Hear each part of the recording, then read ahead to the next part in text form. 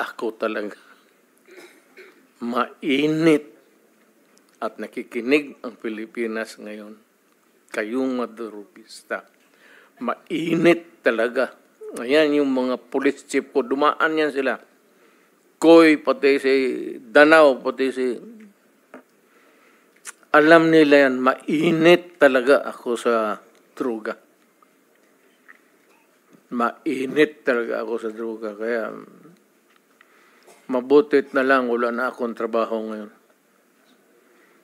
Kaya yun ang istoryang lumalabas sa Davao na ganon-ganon. Baka totoo yan, Senator. Baka totoo o baka hindi. But I am not prepared to admit anything. Kung ano yung nachichismis, alam mo, hindi machismis yan kung walang nangyari. May nangyari Mr. yan Chair, please. na napapag-usapan yan. Kung ano man ang lumabas niyang istorya sa labas ng Davao, kung ano ang nangyari, anong ginawa ko, ipaubaya mo na lang sa ano. Hindi mo naman rin ako makulong kasi you have to produce witnesses and you have to go to trial. At hindi naman ako pwedeng gano'n na lang magpakulong. Pero basta sabi ko, pag nagkapanahon akong uli na magtakbo ako ng mayor, maminos-minos talaga lang, I will do the same thing again and again and again, basta nandyan yung droga. Mr. Chair. Yes, ma'am. Mr. Chair, I believe we've given the proper leeway and respect to the former president. Hindi po ito midnight COVID briefing. And I hope we can stay on track. Hindi po natin pinag-uusapan kung mali ang droga. Pinag-uusapan po natin kung yung polisiya, naging polisiya nyo. Mr. Chair, if I may. Salamat Sige, tayo, Mr. Chair. It's actually the turn of Senator Bato, and let's give him 10 minutes of uninterrupted time to ask questions. Sige, sandali mo naman. Before my time starts, Mr. President, Mr. Chairman. May I just be clear on this? Yung ano yung lumalabas sa karakter ko, yung policy ko, yun na yung experience ko, kaya lumalabas yung sa utak ko, pati bunganga ko. Yun na yung galit ko. Galit talaga ako sa droga, sasabihin ko sa inyo. Mainit ako. Thank you. Thank you, Mr. President. Lahat tayo, we are all the product of our own experiences. Tama. Sige, Senator Bato, you have the floor. Yeah, thank you, Mr. Chair. I just would like to remind our colleagues, Mr. Chair, if I may, that we invited the former president to listen to him. Sana kung magsalita siya, bigyan na naman natin ng time dahil pumunta siya dito eh. Si Senator De Lima kanina, haba-haba ng sinasabi. I never interrupted her. Kahit anong sinasabi ng mahaba. But, itong ating nag-raise pa nga ng hand yan kasi gusto niya magsalita. Sana, hintayin natin matapos. Huwag natin i-interrupt, Mr. Chair. Yun lang po. Nagpapalabas na ako ng aking observation.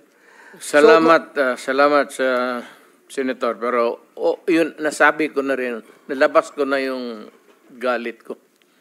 It's really a rage dito sa... anak lang rin ako ng mahirap eh. Kaput. Mr. Chair, just would like to ask the former president if kasama ba sa sinasabi niya na Davao Death Squad. Kasi alam ko, magaling ito si Mayor pa sa noon, magaling ito sa Saywar eh.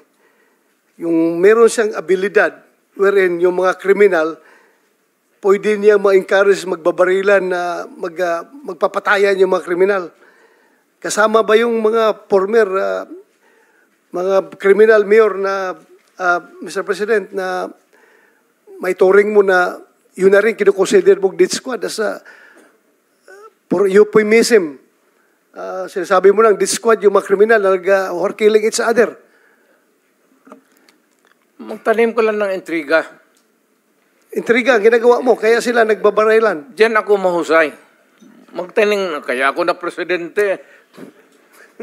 Na presidente ako sa intriga.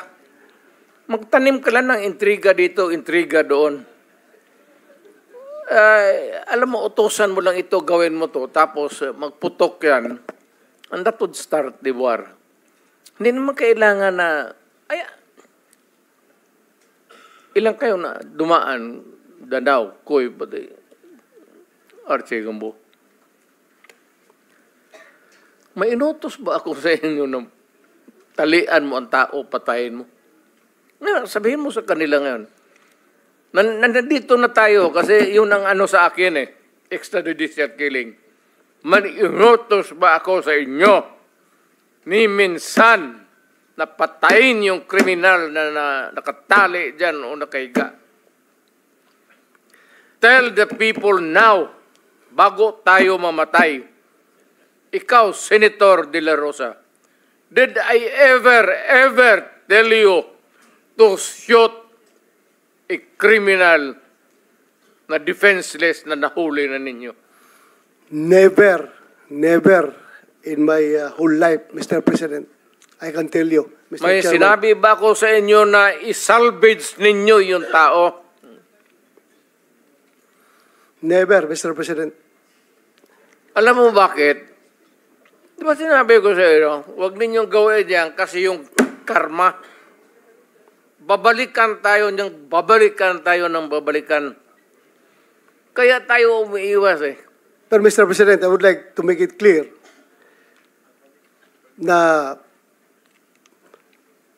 meron akong napatay sa Davao in a legitimate encounter Yes, alam ko. because you instructed me to operate against these people. Kaya napatay namin yung tao na yon, mga kalaban na yon. Ilabas na lang natin yung Legitimate operation, Mr. President. That was a legitimate operation. totoo. Ilabas na lang Hostage natin taking, yung Mr. totoo. President. Hostage taking. Karnaper.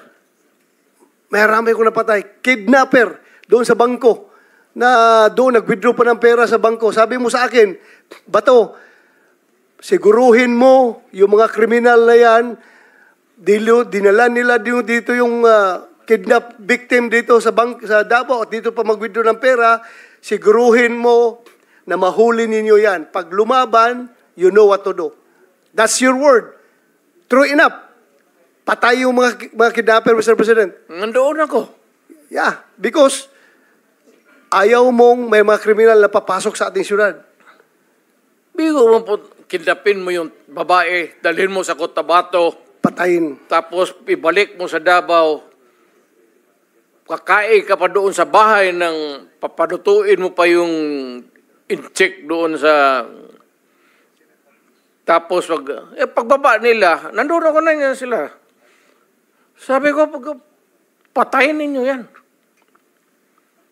And Mr. President, I would like to remind Mr. Chairman that if you are going to review yung mga media interview ko sa Davao, there were many times na sinabi ko sa media ng Davao, pag mayroong patay at nagresponde ako doon, sabi nila, pinatay daw ng Davao Death Squad.